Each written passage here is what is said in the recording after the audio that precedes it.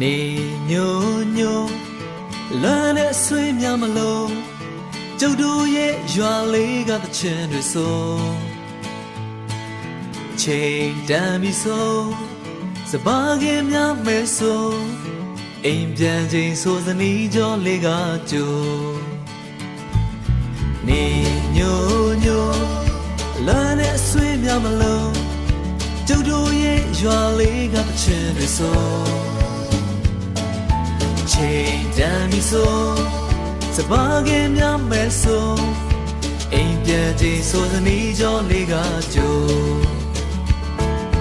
ကျုပ်တို့ရဲ့ရွာလေး